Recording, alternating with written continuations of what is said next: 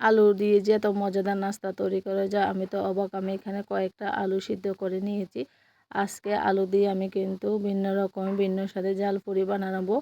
পেঁয়াজ কুচি, আপনার হচ্ছে যে কি ধনিয়া পাতা কুচি, মরিচ কুচি রেখে দিয়েছি স্বাদ অনুযায়ী লবণ। এখন আলু করে ভালো করে আমি ফিনিশিং করে নিব বা ম্যাশ করে নিব একবারে, যাতে করে কমপ্লিট হয়ে যায়। আর এখন আগে থেকে আমি ধনিয়া পাতা কুচি, পেঁয়াজ কুচি একে একে স্বাদ অনুযায়ী লবণ সবগুলো দিয়ে ভালো করে মিক্স করে নেব।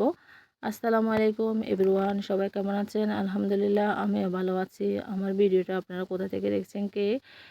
তাহলে আমার ভিডিওতে একটা লাইক, একটা কমেন্ট, একটা শেয়ার দিয়ে পাশে থাকবেন। আর হচ্ছে নতুন নতুন আপডেট পাওয়ার জন্য ফেসবুক পেজ থেকে দেখে থাকলে তাহলে পেজটি ফলো দিয়ে পাশে থাকবেন। আর ইউটিউব চ্যানেল থেকে দেখে থাকলে তাহলে চ্যানেলটি সাবস্ক্রাইব করে দিবেন। এখন আমার সবগুলো মিক্স করা হয়ে গেছে, খুবই সুন্দর একটা কালার এসছে। এখন আমি দিয়ে দিব আপনার ময়দা। আপনারা ময়দা অথবা আটা যে কোনো ব্যবহার করতে পারেন, যে যেরকম পছন্দ করেন ওইরকম আর কি। আসলে বাচ্চাদের টিফিনের জন্য বা সকালে নাস্তা হিসাবে এই ঝটপট আলু দিয়ে নাস্তাটা তৈরি করে ফেলতে পারেন। খেতে যে এত যে ভারী মজা বলারও বাইরে, বাচ্চারা খুবই পছন্দ করবে। যাদের বাচ্চারা কিন্তু একেবারে আলু পছন্দ করে না, তারাই কিন্তু বাচ্চাদেরকে এরকম সন্ধ্যা নাস্তা হিসাবে তৈরি করে দিতে পারেন। বা হঠাৎ করে বাসায় যদি মেহমান আসে, আপনার যদি কিছু যদি না থাকে, তাহলে আলু দিয়ে এই সুন্দর পিঠা বানিয়ে ফেলতে পারেন। তাহলে ঝামেলাও কম, খাইতেও সুস্বাদু, আপনার প্রশংসনীয় খুবই। আপনার আমাদের বাচ্চারা তো এতই মজা করে খেয়েছে যা বলে শেষ করতে পারবো না। এই যে দেখেন আমি এখন সুন্দর করে একটা পুরি বানিয়ে নেব। আপনারা পুরিও বানাতে পারেন বা বড় করে একটা বানিয়ে পিস পিস করেও নিতে পারেন, যে যেভাবে পছন্দ করেন পিঠে হিসেবে বা পুরি হিসেবে।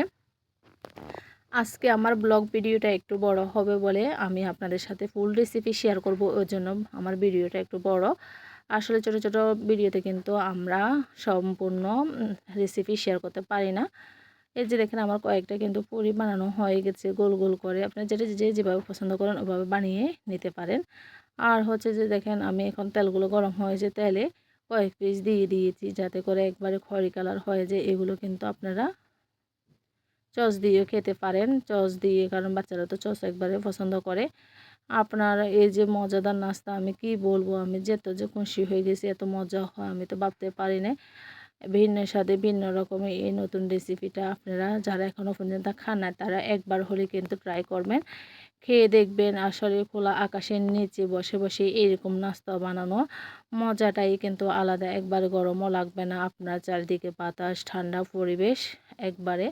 আপনার কাছে বানাতে তো ভালো লাগবে। আমাদের বাচ্চারা আশপাশ দিয়ে দেখতেছেন খুবই ঘোরাঘুরি করতেছে এই পিঠাটা খাওয়ার জন্য। কয়েক পিস পিঠা কিন্তু আমার হয়ে গেছে।